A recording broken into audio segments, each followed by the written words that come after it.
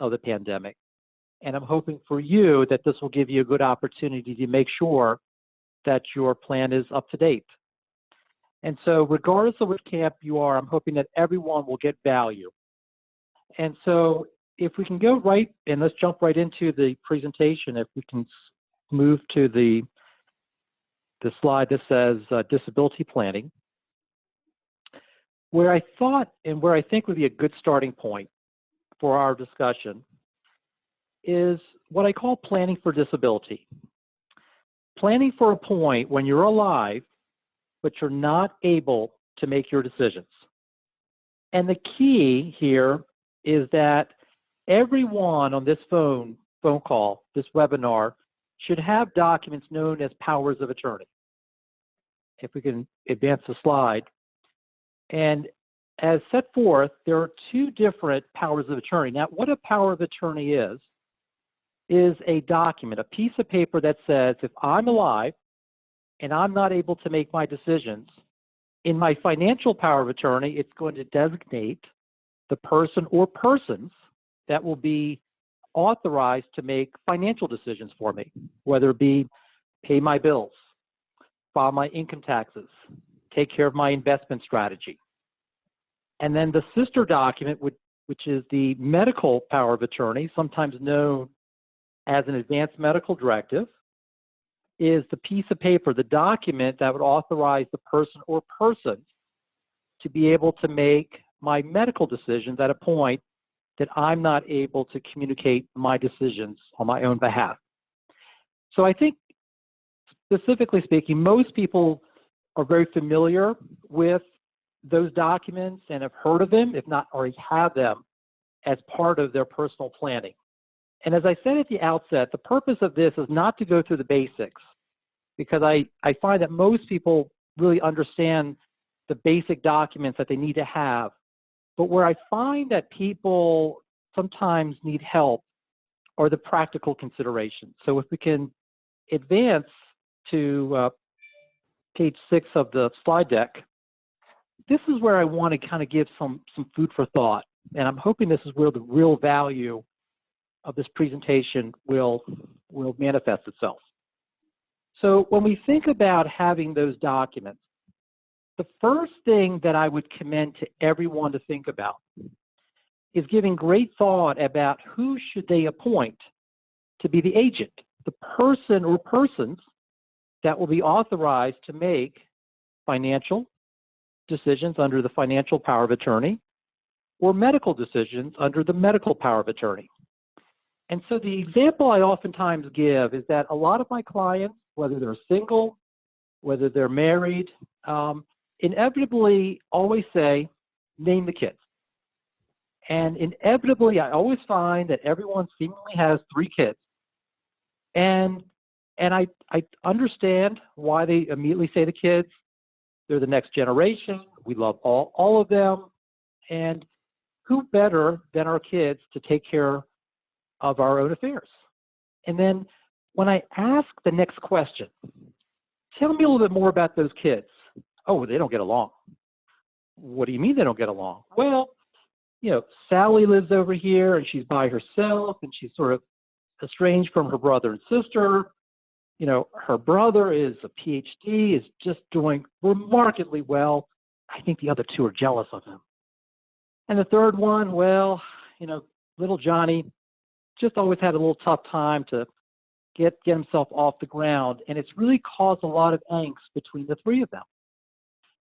And so when I hear that, my first response is, so you want to have a plan that designates all 3 of your children, and you want them to work together, but you just finished explaining to me how they were fighting over the Thanksgiving dinner over what gravy to use. And so one of the real practicalities is, will this plan work? Will this plan be able to provide the right mechanism for proper decision making? And so, you know, sometimes it requires us to be very honest about our family, our friends, our advisors, and how best to structure it.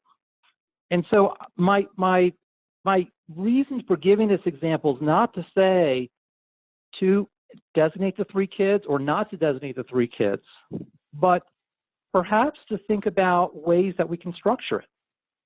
Would it be better to have a third party as opposed to the kids?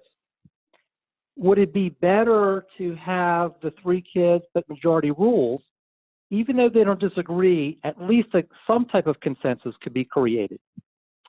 Or maybe we name all 3, but if they do fight, that we have some type of tie-breaking mechanism. Or we have a situation that we designate one particular child to make sort of what I call day-to-day decisions. It's one thing to pay the bills. It's one thing to file the income tax returns. But it's a completely different ballgame if we wanted to change beneficiary designations or to make gifts, what I would call game-changing decisions. So what a lot of people sometimes end up doing is designating maybe the one child who's especially adept at making financial decisions, but limiting them to the day-to-day decisions. And then having maybe a third party or having all of the children involved in the more critical, the more what I call game-changing type of decisions, which would have profound impact on the ultimate disposition of assets. My point in bringing this all up is not to suggest that you remember all these different variations, but what I want everyone to appreciate that estate planning, and this is just the basics, this is just the first topic that we're covering, that it illustrates the point that estate planning documents are not boilerplate documents. These are not plug and chug documents. These are not, I take a form, I fill in a name, and I have you sign.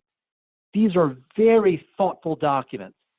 And this is the hallmark of a good estate plan, is to engage in this type of level of discussion and to really elicit from my client, the real, the pros and cons of each of the individuals that they looked upon as their trusted sources of making decisions, and really kind of putting together the right plan, ultimately with the goal that when this comes to fruition and the day arrives that you're not able to make your own decision, that I've got the right person or persons, and the plan will work, and I've mitigated family conflict.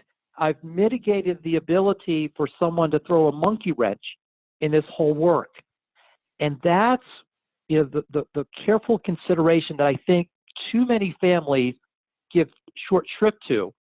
And honestly, it causes problems on the back end when this really needs to work because it wasn't well thought out. So I really would give, and again, it requires a high degree of honesty, and sometimes it requires conversations separately with children. I find a lot of parents honestly being in denial, sometimes honestly not knowing really what's going on between their children or brothers and sisters, nieces and nephews, whoever.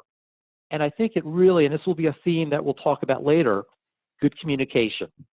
And between good communication and being very thoughtful, then we will arrive at the right people or person or persons to be able to make not only your financial, but also your medical decisions if that day should arrive.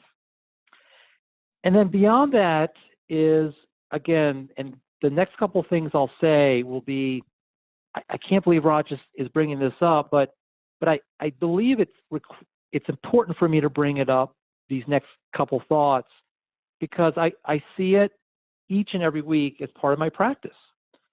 And things such as, where are the documents in the event of an emergency? Will your family, the people that have been designated to make your decisions, will they be able to find it?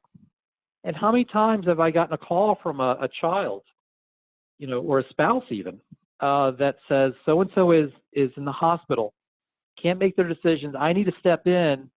And when I ask them, well, do they do a power of attorney? Well, yeah, I think they did something a couple of years ago with that lawyer, but I don't know where to find it.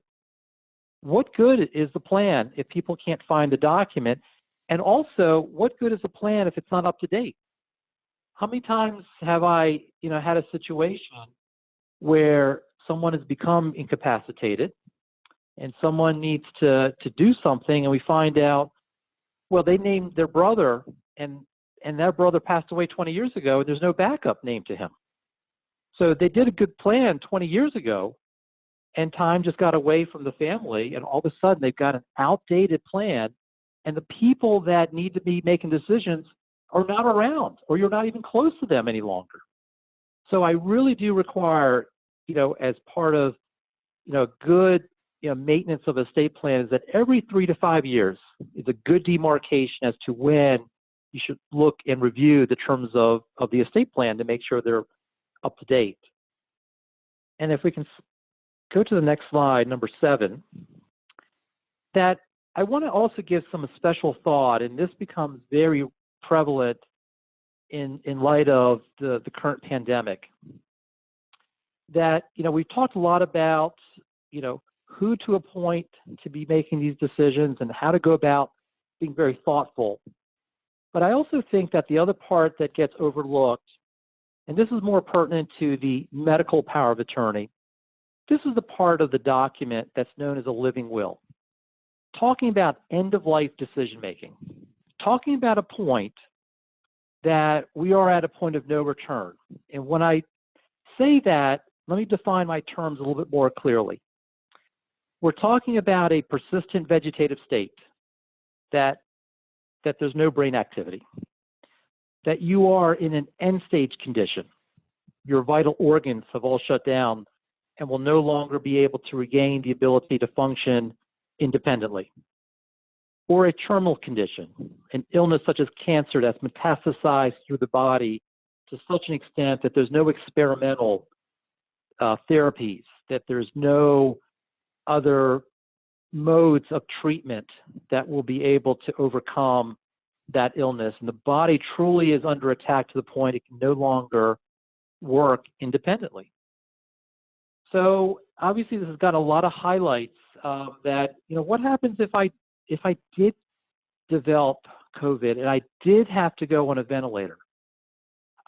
What should my family do, or what should my family not do? And these are highly, highly personalized decisions, and no size fits all. Your age, your health, religion, your experience will all factor into how someone will deal with some of these topics.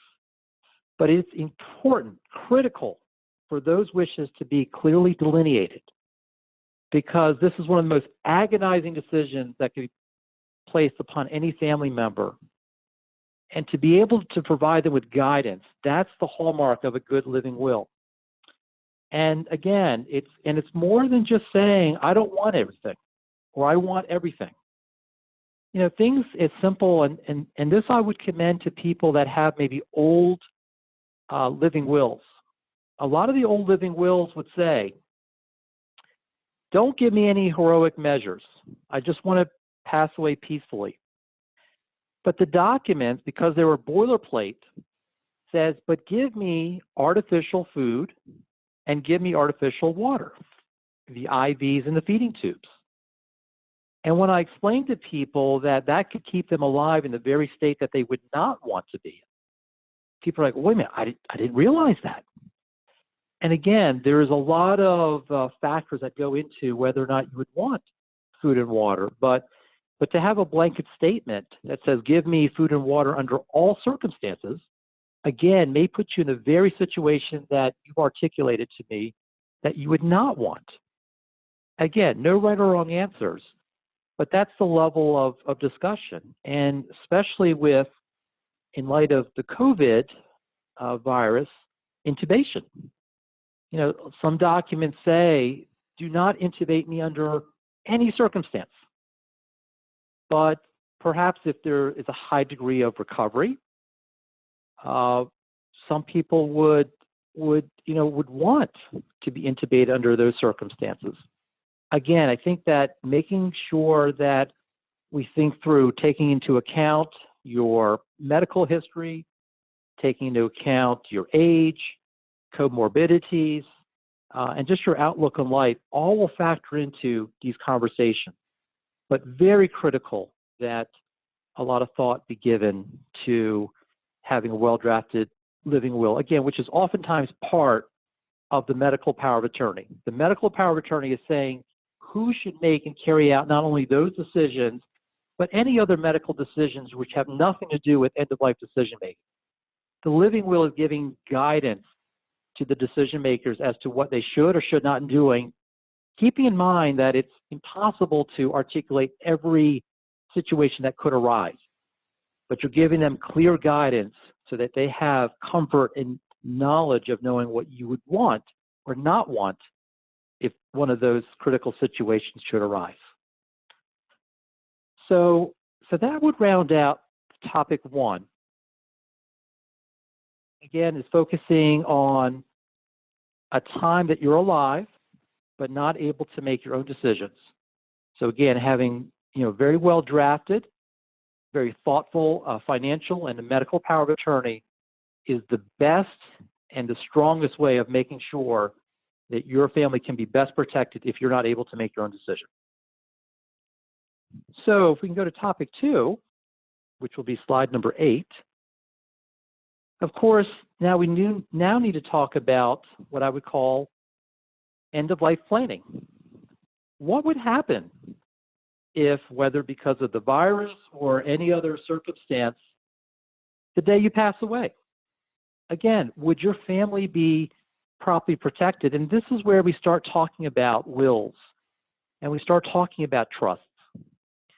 And I think it's helpful as I go into this topic to really think about and talk about what would happen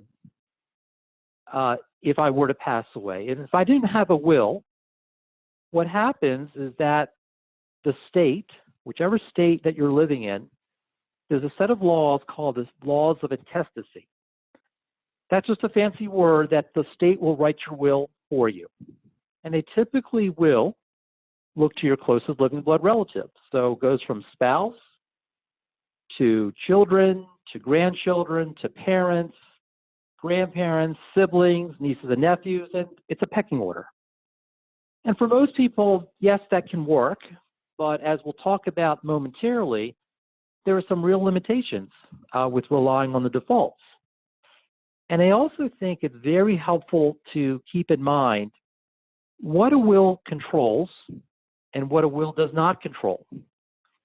And what I mean by that is that remember that a will only control assets titled in just your sole name at the time of your passing, meaning that there's no joint owner and there's no beneficiary. So let's go back to my family that had those 3 kids. And this is, again, a very common scenario that comes up, that they will designate their eldest child, the one that's the PhD, the go-to, the one that can do no wrong. And they say, we're going to name him as a joint owner on all of the accounts because of the high degree of responsibility that he's exhibited. And if we can't get to the accounts and something happens, we want him to have access to it. And I say, Mr. and Mrs. Smith, I totally understand what you're trying to achieve. But you understand that the day you pass away, that if he's the last and surviving joint owner, those accounts will all belong and go to him automatically. Yet you've just stated to me that you want to have all of the accounts being distributed equally among your 3 children. And of course they say, oh, he's so good, he'll split it with the other 2.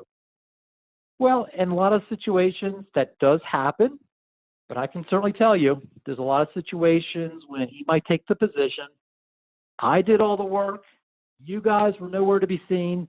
The first time I heard from you was at the funeral when you had your hand out saying, where's my inheritance? Screw you. And that's the hallmark of a lawsuit and family conflict and siblings never talking to each other ever again.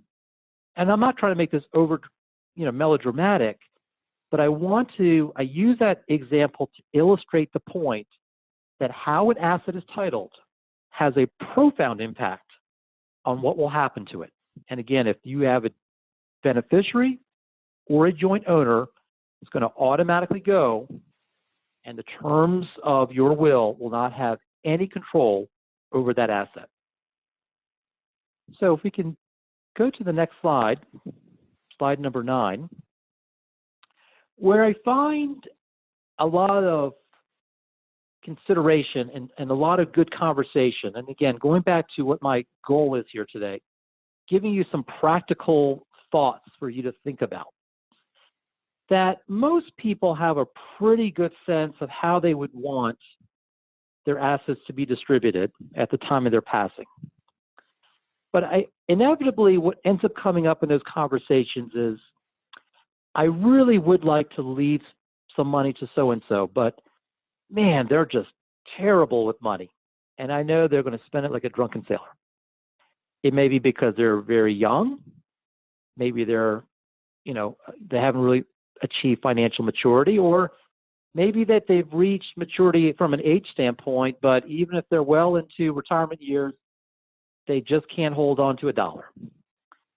Or maybe they want to leave money to a beneficiary, but perhaps who has special needs and perhaps is qualifying for certain government benefits and they can't come into money. Or there's a beneficiary. Again, we always think about, beneficiaries that are doing wrong or, or having a difficult time in life.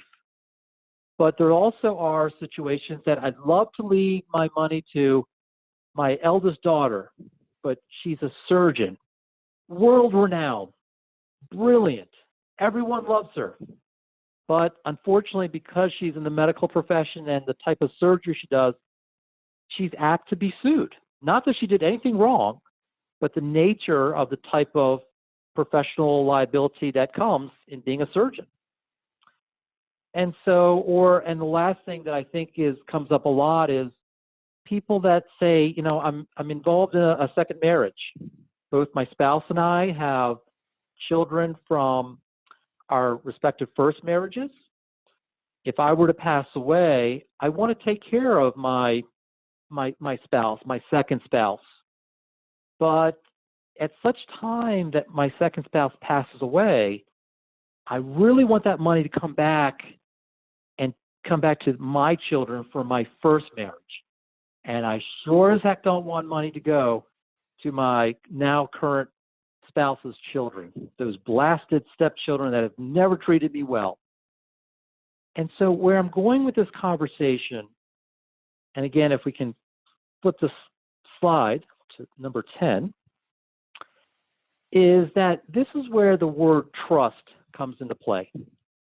That if you want to leave money to someone, but you have concerns like the ones that I just outlined a few moments ago, that instead of leaving the money outright to them, you can leave that money to another individual or entity. So it could be another family member, a friend, a bank, a trust company, and they are the trustee. So they're the manager. They're the ones that are controlling and administering the asset for the benefit of the family member that you're trying to take care of. That is the beneficiary. And under the terms of the trust, which will be either set forth under the terms of your will, or it can be in a separate standalone document. So trusts come in a lot of different modalities, that it will set forth under what circumstances you would want the assets to be used to take care of the beneficiary. It's like giving instructions to the trustees as to when money should be used and when money should not be used. And it's always designed to kind of take care and to account the concerns that you had at the time that you put this together. And so for example, if, using the last example of a second marriage, which comes up very frequently, that you put the money in the trust, you have an independent third party, doesn't have to be necessarily truly independent. The spouse could be maybe a co-trustee. So there's lots of ways of structuring that. But that the trust says that the money has to be used to take care of my second spouse, to make sure there's always food on the table, roof over her head, and providing all of the necessities to preserve her quality of living. But that at such time that she passes away, again, the trustee will use that money to take care of my spouse, but that when my spouse dies, the trustee is then directed to then distribute whatever remaining assets are in existence at that time back to my children from my first marriage. So this is control from the grave. So even though I'm not here for months, years, decades after I have passed away, I'm still micromanaging in many ways how that money is going to be used for my family. And so sometimes when you start realizing that things can be structured in that manner, it starts opening up possibilities. And again, it's a nice way of leaving inheritances to deal with all the uncertainties of the future. But keeping all of this in mind, I think it's very important to recognize, and I think when you look at the cartoon that's in front of you, trusts are very complicated entities. I can very easily, to incorporate a trust like the one I just gave an example of, that can easily take, a 7 or 8 page simple will and make it a 27 to 28 page will that becomes much more legally dense and becomes more cumbersome to administer after my passing. And of course, when lawyers write 27, 28 page documents, they also like to charge more for it. There's a lot of hubbub that comes with it. And so I'm certainly not suggesting that trust for everybody, but for the right circumstances, with the right objectives in mind, they could be wonderful devices for taking care of the people that we want to take care of, but also protecting them from the concerns that we have. Again, whether it be spending habits, whether it be from a divorce or a lawsuit, or ensuring that certain people are guaranteed of getting an inheritance at some point in the future. So again, I think that those are things that need to be thought through. And again, not for everybody, but very important. And then as we finish up the other practical aspects of a will, and if we can advance the slide to number 11, the other things that oftentimes I think get overlooked is thinking about what will happen to our bodily remains. I find that's probably the one question that I stump more people on. They're able to answer my questions about trust, but when it comes to what should happen, there's a silent pause. Gosh, never thought about it. I don't know if I want to be buried. I don't know if I want to be cremated. And then when I throw in, well, there's also another option that I find to be very popular, donating your bodily remains to the state anatomy board for, either research or training purposes. Sometimes that's been resonating quite a bit, especially for my younger clients. So again, no right or wrong answers, but I think it's very important to give guidance to your family as to what to do, because that becomes, again, another excruciating decision. When something happens and someone passes away and they don't know, that's a very tough call to make. So again, to give that clarity goes a long way. And I also think that the other part that doesn't get enough service is your personal belongings, our stuff, using a technical term. What would happen to it? Most people say, c'est la vie, it is what it is. Whatever happens, happens. But certainly people have things that have great sentimental value, sometimes monetary value. And I think we've all heard stories of people killing each other, literally killing each other over these belongings and spending thousands and thousands of dollars on lawyers to fight it out in court as to who actually owns this item that's worth pennies on the dollar. So to the extent that we can foresee those potential disputes or things that really would have sentimental value or monetary value, really thinking through how best to have those distributed can go a long way to protecting the family. Obviously, in terms of who will be in charge, will have a big impact. Someone who's trustworthy and who will be able to administer your final affairs. In many ways, the same conversation that we would have as to what agent would handle your finances if you're alive, but not able to make your own decisions. I think that same kind of analysis and thoughtfulness is required. And finally, the other thing is everyone thinks about their immediate family in terms of this is who I would leave my money to. But sometimes I also stump people and I say, is there anyone else? Is there friends? Do you want to take money off the top and leave something specifically for grandchildren before it goes on to your children. And just kind of thinking more than sort of the immediate family. And if I can use that as a segue to the next slide, which is topic 3, this gives me a good segue to charitable planning. This is slide number 12.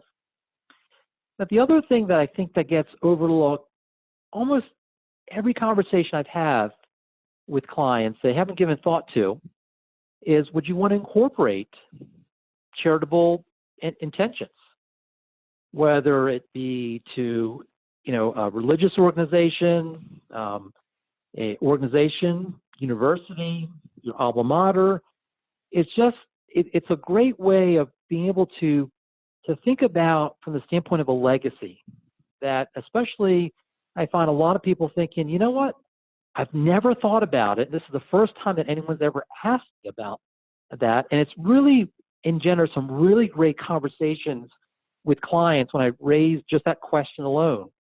Would you want to create a scholarship? Would you want to endow something? Is there, an institution like our university that means so much to us and has given us such an opportunity? Is there a way of giving back? And as set forth, there's a number of different ways that, can be very simple to say a one-line item at my passing, I want to leave X number of dollars to the charity, which is what we call a bequest. We can get into, much more sophisticated vehicles using a variety of charitable trusts that are ways of being able to take care of our family, but also a charity with a lot of tax benefits associated with it. And the big one that I just want to take a moment to talk about is a donor advised fund. I find a lot of my clients being a lot more familiar and wanting to engage in the conversation. And to keep it simple, what a donor advised fund is, like creating your own foundation, private foundation, but without all of the formalities and expenses and complexities associated with creating your own family foundation. And it's a way of being able to pool money and to be able to allow the actual distributions to be done, in the future. And the reason I want to take a few minutes to talk about a donor advised fund. One of the things I find with a lot of my family is we've been very blessed that we have, sufficient means. Our children have sufficient means. And we're now worrying about the third generation of our family, our grandchildren, who have been given everything. They don't know struggle, although, again, this is probably the first time that for most people going through a pandemic is a real challenge, and we'll talk about that momentarily. But there's also this sense of how do we ensure that our children know what it means to give back, that how hard it was for our family to earn our money, that how important it is to be connected to our community.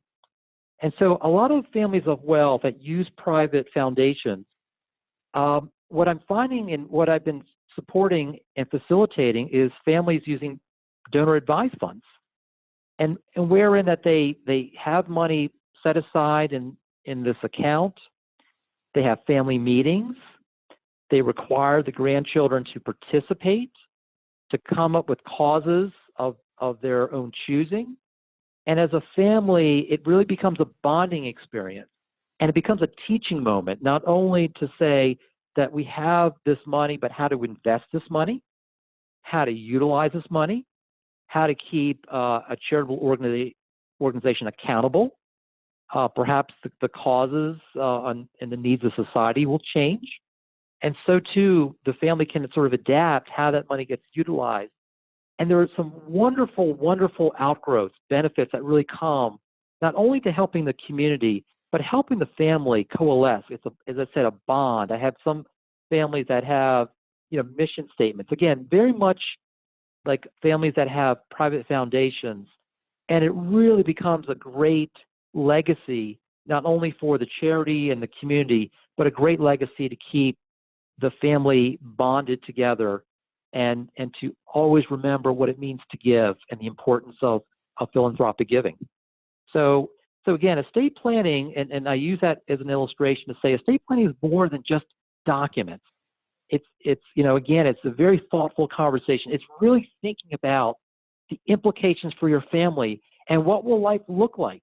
Not only who will make the decisions, but keeping the family intact and making sure that we can anticipate the needs of the generation, and most importantly, keeping our family, in a cohesive unit. What good is a plan? What good is a legacy if the family disintegrates? They're not together. They lose sight of what made this family the great, what brought it together, and the money that was so hard earned. How to make sure that doesn't get dissipated and used frivolously because you lost that transmission of values. So if I can then go to topic 4 on slide 13. And so as we, now we've kind of going through the hard topics. So now it's really going to flow and kind of get us to the home stretch.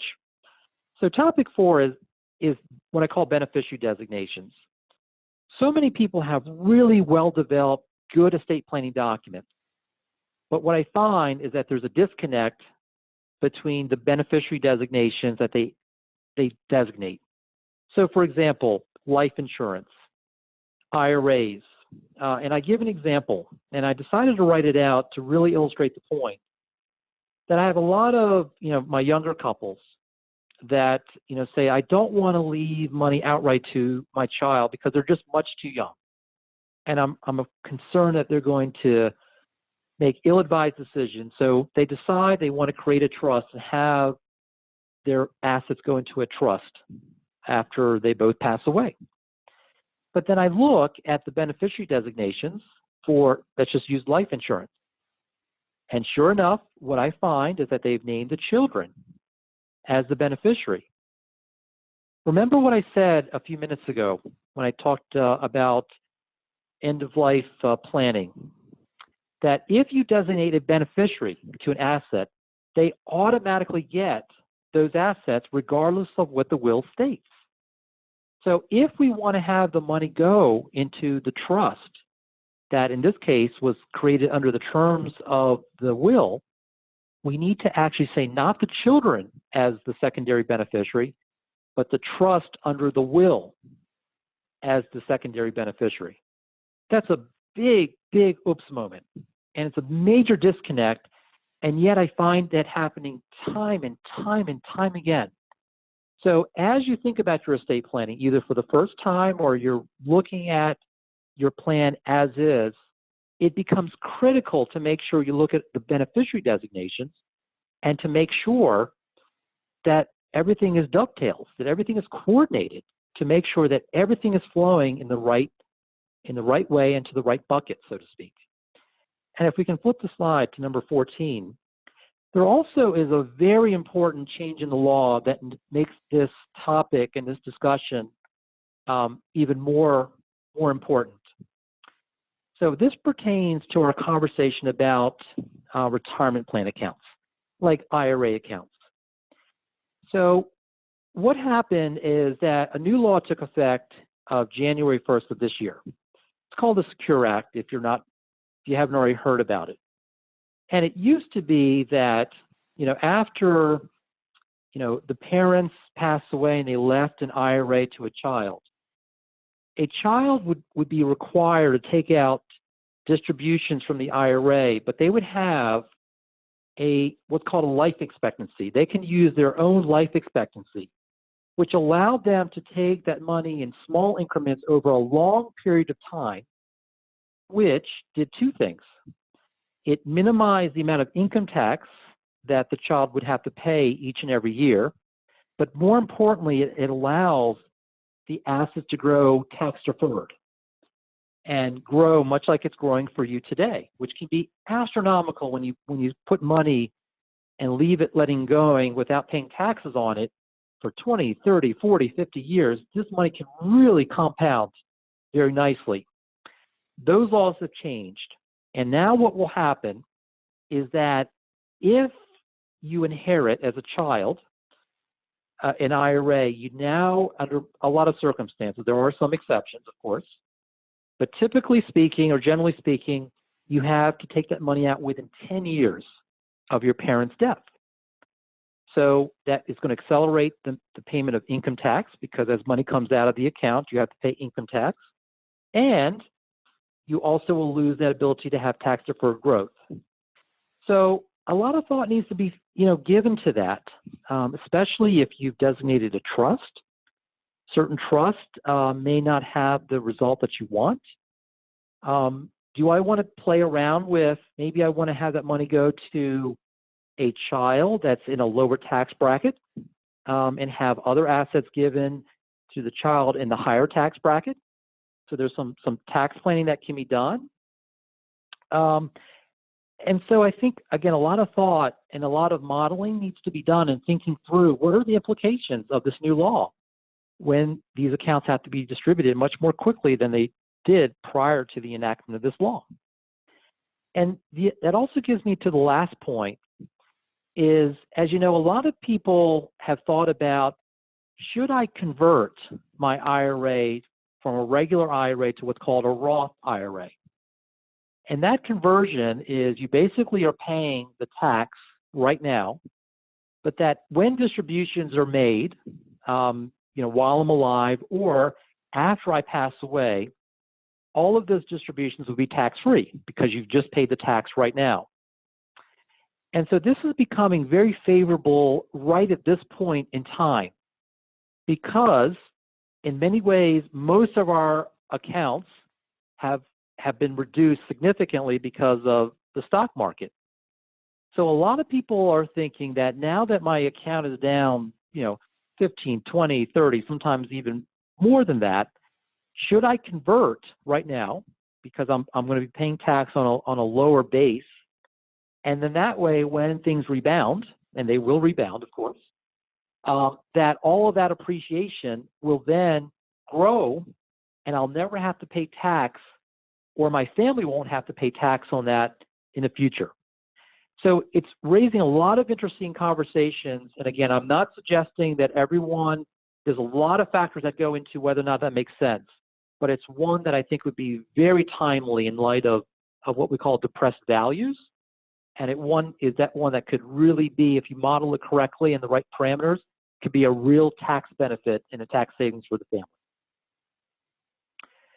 So if I can transition now to the next slide, I now want to talk about some tax planning. So kind of apropos to what I just talked about with IRAs, that we also have to worry about if we die with too much money. And what I mean by that is at the time that we pass away, and again, typically it's either if I pass away when I'm single or on the death of the second spouse, is typically when we look at the overall value of the assets. And what I mean by that is the moment that we pass away, we look at the value of real estate, look at the value of bank accounts, stocks, IRAs, life insurance. And a lot of people are like, wait a minute, my life insurance, I thought that goes tax-free. Well, yes, it goes income tax-free, but the death benefit, if you own that policy, is all still includable in your bucket for the purposes of the estate tax. And you might then say to me, well, I have a beneficiary of my life insurance. Well, that's fine. That just tells me who gets the money. But the IRS and in many states will say that we don't care who gets it, but the fact of the matter is the moment you passed away, you had a policy that you owned that had $1 million, $2, $3 million death benefit. So they look at the overall value of all of those assets. And if you're above certain exemptions, and I've laid those out in the slides that are in front of you, then you may have to, then you'd be subject to the estate tax. So we have one that's imposed by the federal government. That tax rate, if you're above the exemptions, which as you see right now, are a little bit more than 11.5 per person and a little bit more than $23 million per married couple. If you exceed those limits, then you deal with a 40% 40 tax rate. And then, as I said, some states have and impose their own estate tax. So I use, for example, Maryland. where we do have, and the exemptions are a little bit lower, $5 million per individual and $10 million per married couple, but at a lower tax rate. It's anywhere from 6 to 16, 1/6 is the top tax rate in Maryland. So where I'm going with this conversation is that these laws on the federal side are due to go back to lower figures if Congress doesn't extend the law after December 31st of 2025. So I'm now on slide 16. The concern that, and this is not meant to be a political statement by any stretch, but the concern I have is that will Congress change those laws much sooner? Given the number of benefit programs to dealing with COVID, there's going to be a real, I think, need to raise more revenue. And one of the things that Congress very easily could do would be to reduce those exemptions. So if I can go over to slide 17, the point that I'm making, and this is really the take-home message, is that, again, given that the laws are very favorable, and given that the value of assets are lower, and we're in a much lower interest rate environment, there never has been a better time to start giving money away in the form of gifts. And there's a variety of different ways of making gifts. Again, whether it be to family, whether it be, a combination of family and charity, that will allow us to take advantage of the more favorable laws while they exist at a time that your assets are reduced, to get those assets, and more importantly, the appreciation, the future growth on those assets out of your bucket for estate tax purposes. So for my families that are already worrying about estate tax, even with those higher exemptions, or families that are worried that if those laws change and we have lower exemptions, and that they all of a sudden will find themselves in an estate tax liability, absolutely the way to go. So I would really commend to think about that for people that have accumulated assets. And then transitioning to, slide 18 and 19, I do mention that, again, I've been sort of focusing a lot on, people that have been able to accumulate, but needless to say, COVID has been devastating financially, and there's a lot of people that have been hurting. And we all can just hope that things will abate soon and we can get back to some sense of normalcy.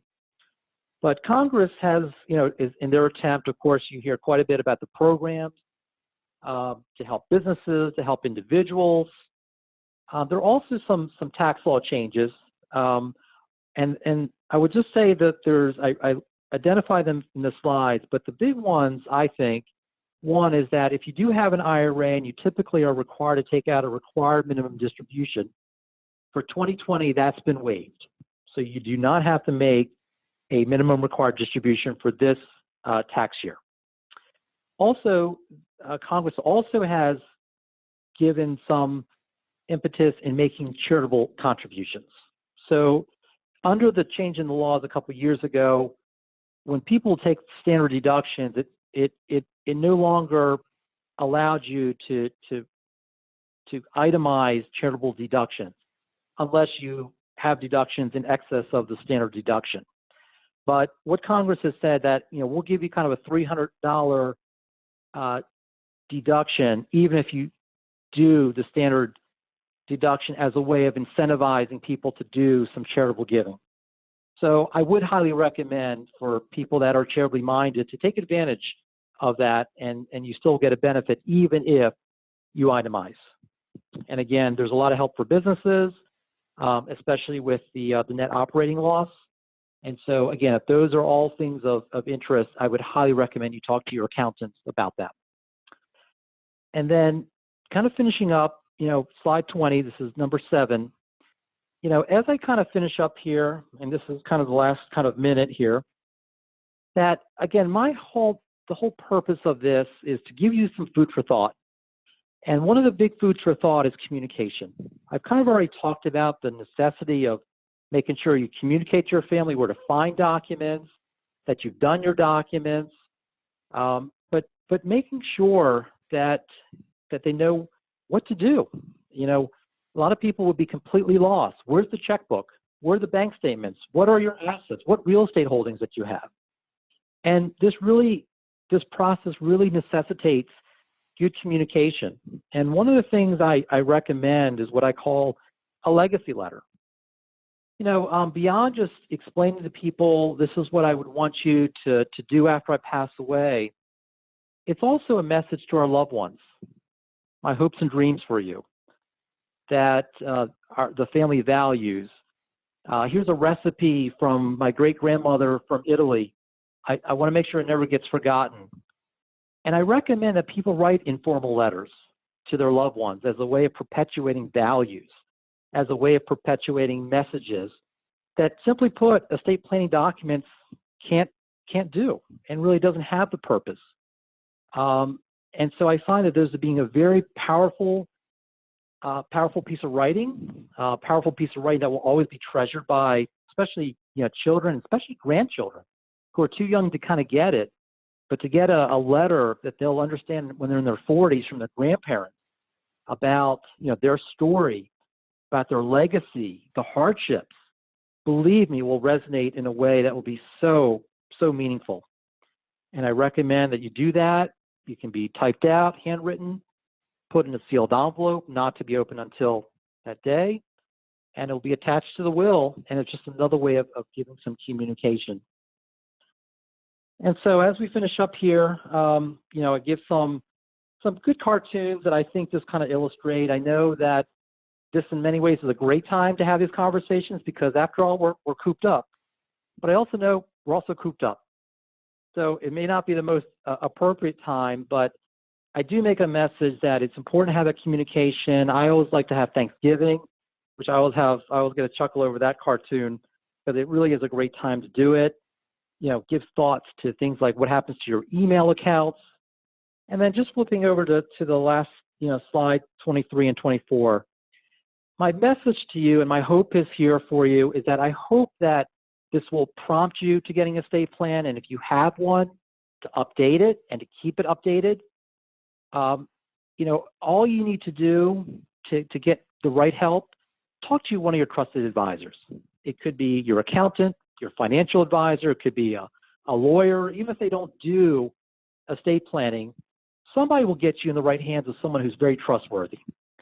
And there's probably no better time to do an estate plan than today and right now, because with video conferencing and being able to do signings remotely, you actually don't even have to leave your house to get a good estate plan in place.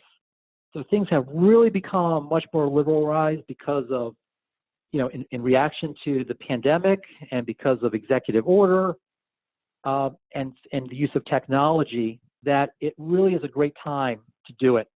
And I highly encourage you to do it. And I think that, you know, as you see with the quotes from Susie Orman and Benjamin Franklin on 24, you have every incentive, everything, the whole purpose of this is to protect your family. And I really do hope that you found a lot of value in this conversation. I really appreciate taking time. I really hope that everyone got a nugget of information out of it. And then as we go to the last slide on number 25, certainly if there are any questions, you know, you need more information, we've got some amazing resources here at the university. And so depending on the organization, your ties, you've got some really great resources that will help you, especially if you do have the university in mind. There's some really wonderful techniques from a planning standpoint, but it really is a great way of perpetuating the legacy. And that's really, at the end of the day, this is really what it's about. The legacy of what you leave behind, the legacy you leave for your family, and making sure that it's not chaos, but one that's very smooth and one that's very thoughtful and one that's very meaningful. So again, I hope everyone got some value. I think I took us to our 1 o'clock hour, so I don't know if we have any time for questions, but I'm certainly happy to stay on as long as necessary for Q&A. Wonderful. Thank you so much, Raj. And we have some messages coming through the chat just thanking you so much for all of this information that you've given. Yeah. If you're willing to stay on, we did get a couple questions throughout the Yeah. presentation, and I'm sure folks that are still hanging in with us would love to hear your responses. Yeah, So absolutely. our first question came from an alum, Bell, who was asking about MOLST, M-O-L-S-T. Yes. Yes, Would you mind speaking to that a little bit? And if of course. Belle's still on, if there's anything specific you wanted to ask there, please just chat it in the chat Absolutely. box. So that what the MOLST is another document. The acronym is the Medical Orders for a Life-Sustaining Treatment.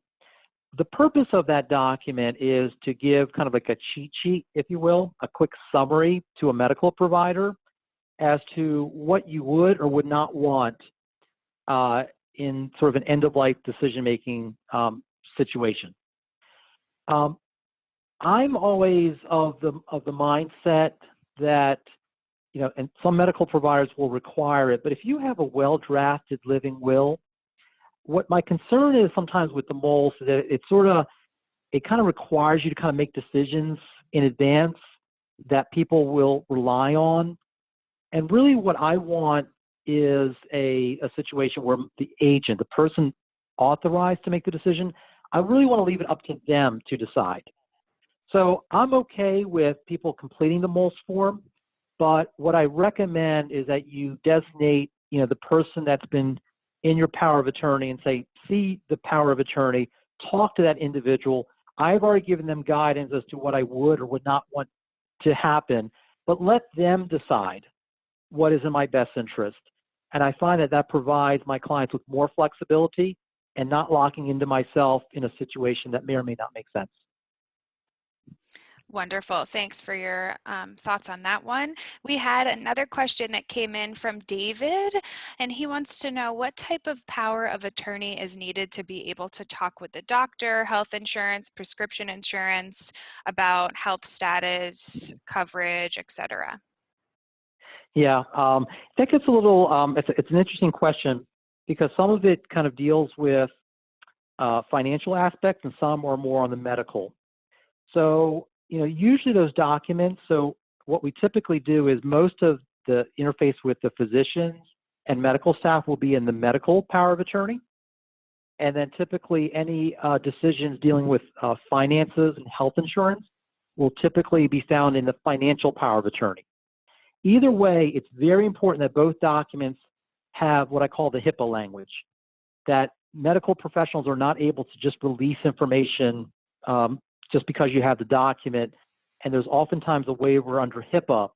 So both documents would state that under HIPAA, it's permissible for a health provider to provide medical information, medical records under the healthcare power of attorney, and billing and financial information under the financial power of attorney. And then that way, that allows the family to navigate any and all decisions and issues that come up in a medical setting. Wonderful. Thanks. Thanks, Raj, for that. I think we have a couple follow-up questions, and I'll just encourage, if you're comfortable with it, Raj, if folks would be able to reach out to you specifically with any questions. Yeah, I know we I'm also happy to. Wonderful. And I know we have on the slide, as folks can see, a couple other folks for people to reach out to with Yeah, questions. exactly. I'll just try for one or two more questions if I could squeeze those in. We have one from Jennifer. She's asking, do you recommend having a POA for medical and a POA for financial? Can they be combined, or are they usually two separate documents drawn by the attorney? Yes. So typically, you could have them as one document, but typically you find that they're two separate documents because they do two different things. And also fundamentally, it allows you to decide, because there's certain people that you have in mind that would be really good when it comes to finances, but they wouldn't be very good in a medical setting. They wouldn't be a strong advocate. They wouldn't know how to navigate the medical system, and vice versa. So oftentimes I find that a lot of people do have different agents. So they want certain people to take care of their medical because they're stronger as advocates, and they have other people they want to handle the finances. So by separating it out in two separate documents, it gives you better flexibility. So that way the finances can stay on the financial side and the medical can stay on the medical side. Again, it's not impermissible to have one document, but practically speaking, it's best to have separate documents, and it gives you that flexibility I just alluded to. Got it. Thank you. So, point of clarification here. Do you have any information, Raj, about folks who are single without children? Well, I think the same information applies. Okay. I think that at a minimum, everyone should have a financial power of attorney. Everyone should have a medical power of attorney. So it becomes even more important as a single. If, let's say, you're not married, you have no children. Maybe you look at your parents, or maybe you say your parents are too old, or maybe they've unfortunately passed away. So maybe you need to think about a friend.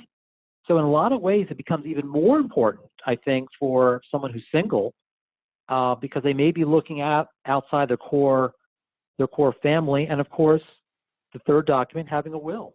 If they were to pass away, how would their assets be distributed? And perhaps, and I find there, when someone doesn't have sort of an immediate family, that's where you do look to friends, and in many ways you look to charity. And I've had a lot of single individuals that really become more charitably minded because there really is no one to leave the money to that is dependent on their finances.